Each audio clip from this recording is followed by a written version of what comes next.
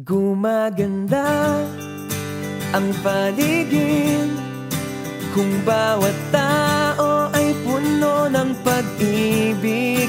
Napapawi ang bighati, masilayan lang ang iyong ngiti. Okay, gandang isipin ang isang mundong puno ng pag-ibig.